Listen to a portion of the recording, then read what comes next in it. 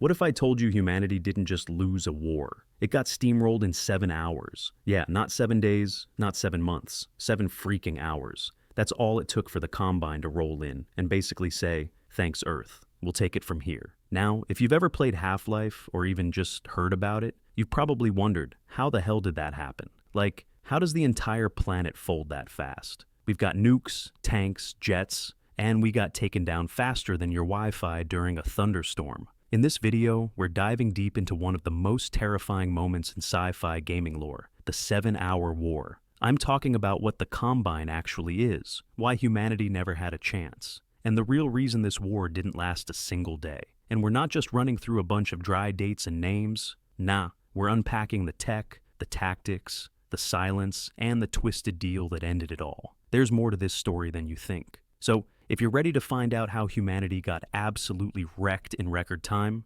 yeah, let's crack this thing open. Alright, so before we get to the actual 7-hour smackdown, let's talk about the state of Earth at the time. Because, spoiler alert, we were not exactly killing it. This is post-Black Mesa. That accident wasn't just a whoops moment. It literally poked a hole through dimensions and made Earth visible to interdimensional predators. Think of Black Mesa as a massive open house sign to every alien empire out there. And the Combine? Yeah, they noticed. But even before that, humanity was stumbling. We had political infighting, regional wars, unstable governments, and no unified defense systems. Global cooperation? Barely a thing. Science was advancing fast, but it was siloed, trapped in secret labs and classified research facilities. The only real unity was that we were all unprepared. Then the portal storms hit. After the resonance cascade, Earth became a cosmic revolving door. Creatures from Xen, head crabs, vortigaunts, bull squids started popping into cities like it was rush hour. Infrastructure failed.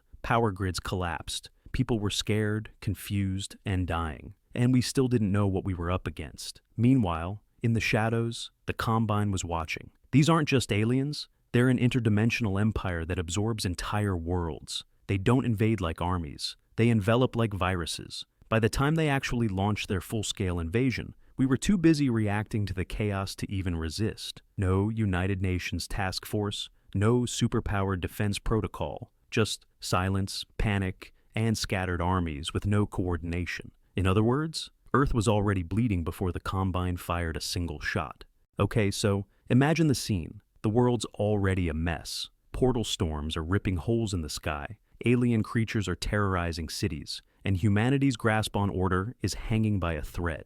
Then, boom, the Combine arrives. Now, this wasn't your typical alien invasion. No giant saucers hovering over monuments or dramatic War of the Worlds landings. The Combine didn't show up to fight fair. They came through interdimensional rifts, instantaneous, precise, and surgical. 1 second nothing, next second, entire cities are overrun. They didn't even need to deploy ground troops at first. They hit with advanced tech and off-world weaponry humanity had never even seen. Autonomous drones, plasma cannons, armored synths, flying gunships. Entire squadrons moved like clockwork. They didn't need soldiers. They had bioengineered war machines. We tried to fight back, sure, but it was chaos. NATO didn't respond fast enough. Superpowers were hesitant, and smaller nations got steamrolled instantly. There was no unified command, no global defense grid. Entire air forces were grounded or destroyed in their hangars. Satellite systems were jammed or hijacked.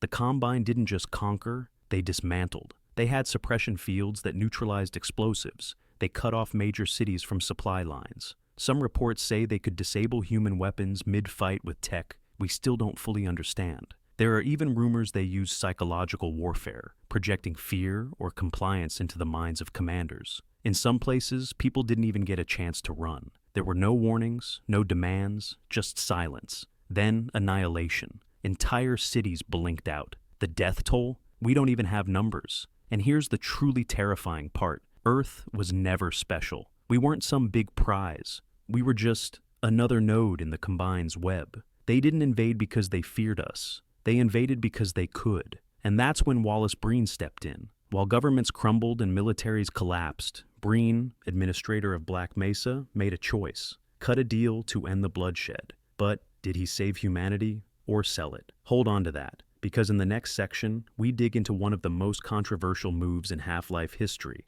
So, let's talk about the moment humanity surrendered. When it became clear we weren't going to win, when the last line of defense fell and our leaders were either dead or silent, that's when Wallace Breen stepped up. Breen was the administrator of Black Mesa, the facility that basically started this whole mess. But in the chaos of the invasion, he managed to become Earth's spokesperson. Somehow, he convinced the Combine that he was the guy to negotiate on our behalf. The deal? Surrender. Total and absolute. Earth would become a client species of the Combine. In exchange, the slaughter would stop. Humanity would be allowed to survive. Under Combine rule, of course. This wasn't some hopeful partnership. Breen basically sold Earth's independence for a guarantee that we wouldn't be wiped out completely. He became the administrator of Earth, acting as the Combine's puppet leader. Cities were reorganized into Combine-controlled urban centers. People were herded like livestock, and resistance was immediately crushed. For many people, this surrender felt like a death sentence for the human spirit.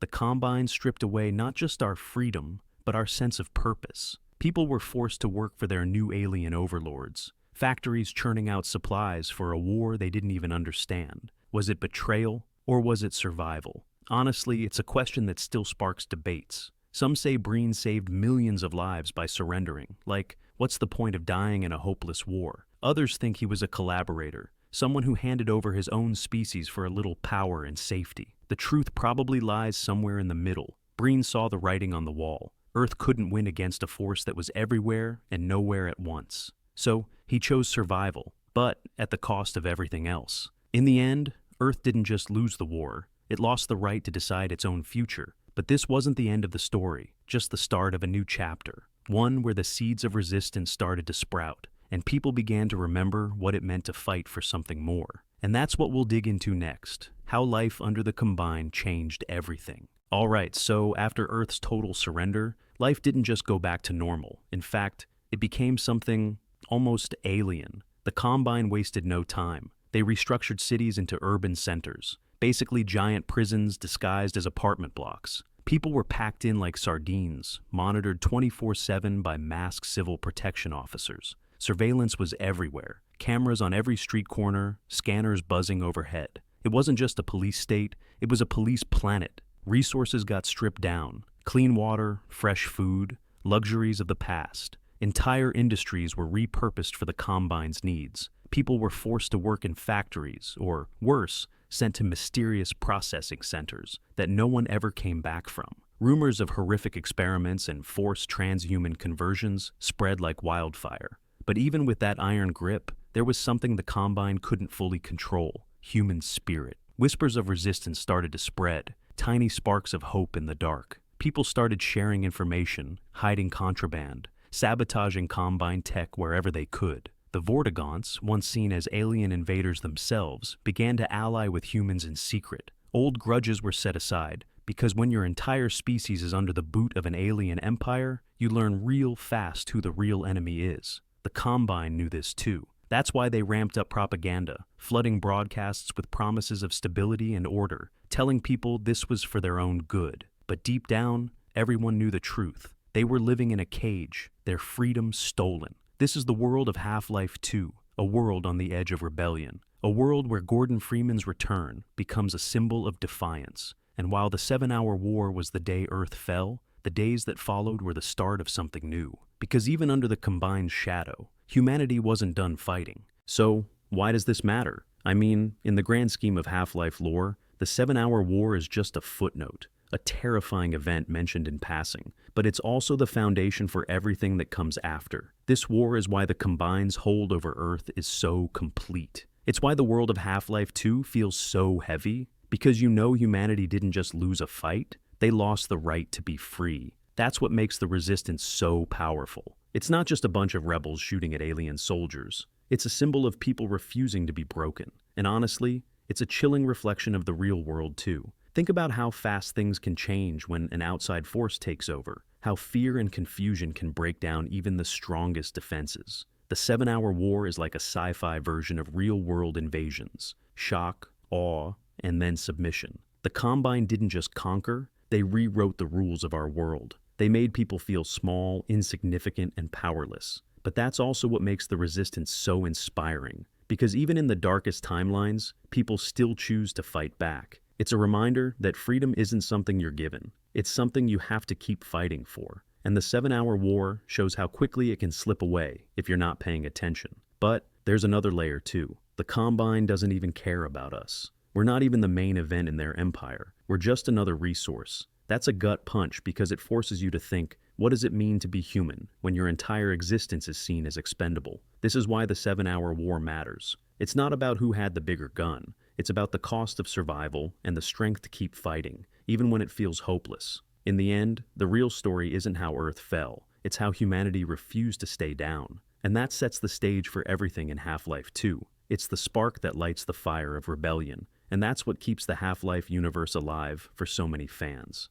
Well, there you have it. The story of how humanity fell in just 7 hours. But also, the story of how that loss lit the spark of rebellion that still defines the Half-Life universe today. It's crazy to think that something so quick, so devastating, could shape everything that comes after. And honestly, it makes me wonder, if we were in that situation, would we have the strength to keep going, to find hope, even after total defeat? That's the magic of Half-Life. It's not just an awesome sci-fi shooter, it's a story about what it means to be human, how even when the odds are impossible, there's always a reason to keep fighting. I'd love to hear what you guys think about this. Was the 7-hour war a tragedy, or was it the start of something bigger? Drop your thoughts in the comments. I read every single one. And if you're still watching this, you must be as deep into Half-Life as I am. So go ahead, smash that like button, subscribe, and share this with a friend who needs to see how the Combine pulled off the fastest invasion in sci-fi history.